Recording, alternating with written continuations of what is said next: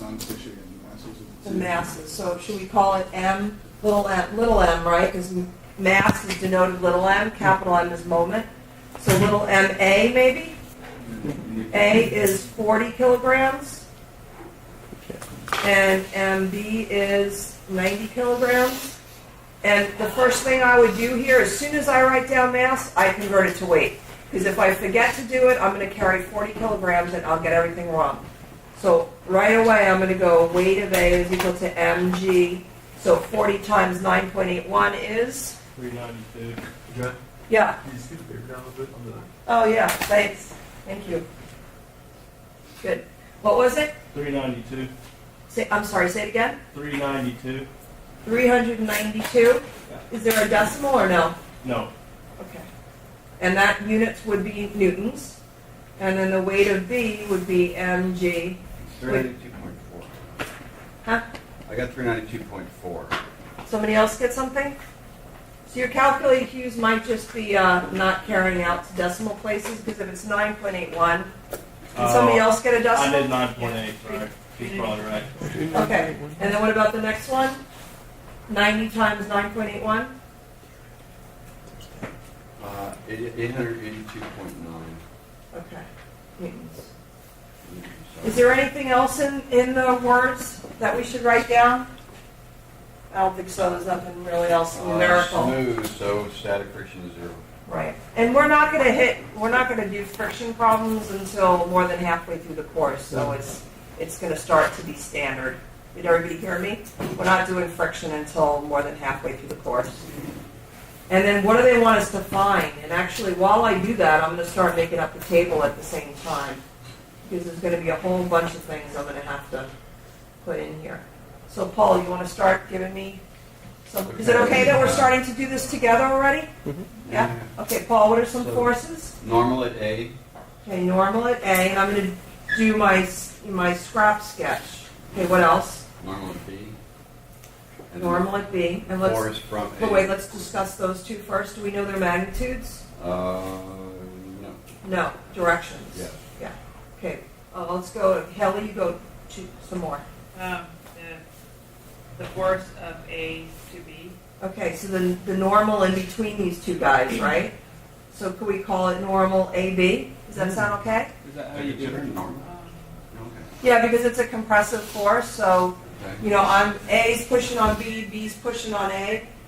So Normal it's AB. the normal force of A on B, not on B by So, A. so what I could do is I could say, I could use whichever one I want. So A, B, I could say, okay, it's going from A to B. If it's going from A to B, it's the compression that B is feeling from A. Okay.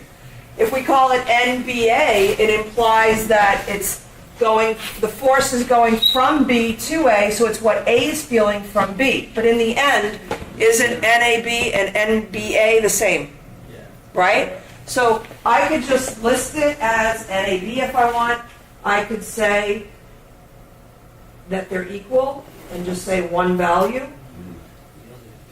I want to limit unknowns. I don't want to, every time I add an unknown, I have to justify it with another equation. So I really want to make some. Does everybody agree that the force that A is putting on B is the same force B is putting on A? Because there's no motion, right? It's got to be equal and opposite. If A was putting a larger load on B, then B would be flying or breaking the wall.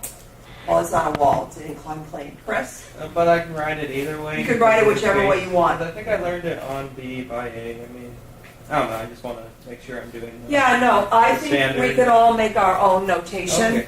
I tend to, when I write subscripts, I say that this is the initial point and this is the final. It goes from A to B.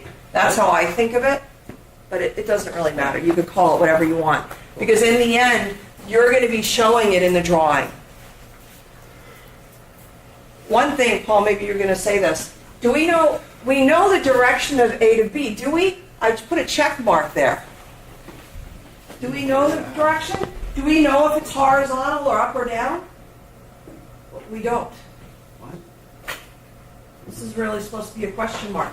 I don't know if it's like this and like this, or is it like this and like this? Sure, I could try to figure it out by doing geometry, but I don't know about you. I don't feel like drawing the geometry of this thing to figure it out.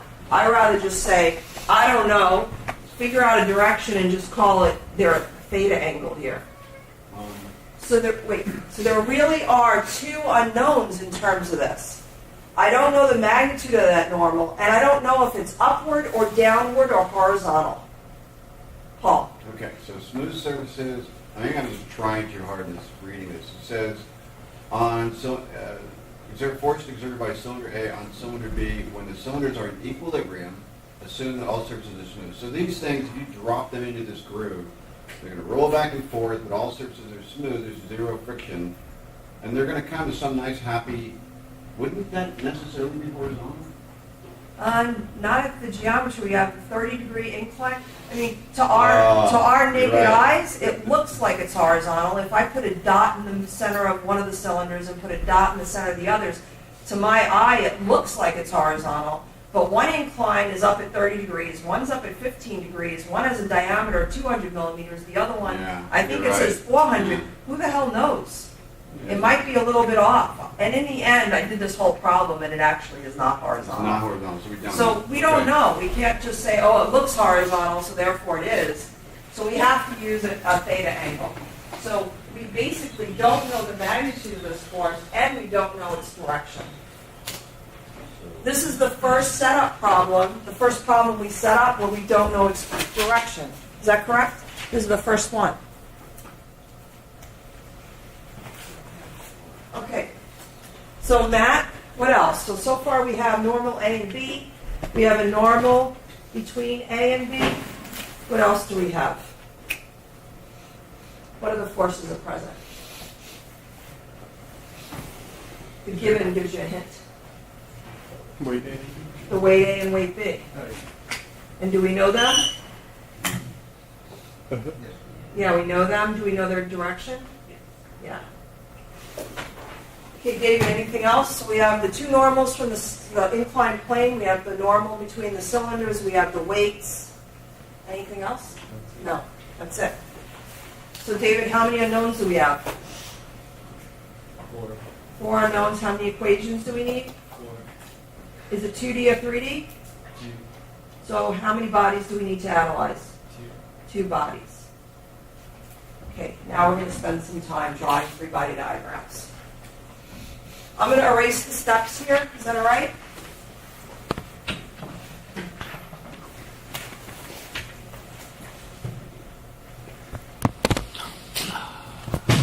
Does physics complain a lot about the whiteboards? They're really horrible. I gotta start sweating to get this stuff off. It's a dry erase board. Dry. But the manufacturer said we should spray it with a little bit of water. But then it's not called a dry erase board. Yeah. What the hell? Okay, so what I want you to do is I want you to draw a free body diagram of cylinder A. I want you to draw a free body diagram of cylinder B. And then I want you to draw a free body diagram of the two guys together touching.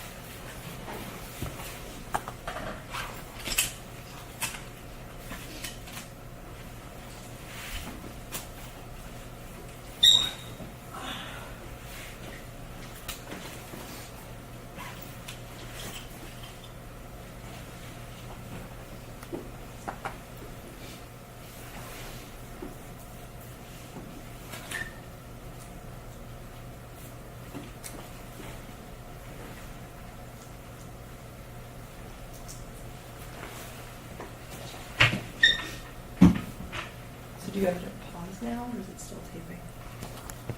You can put it on pause if you want. Yeah.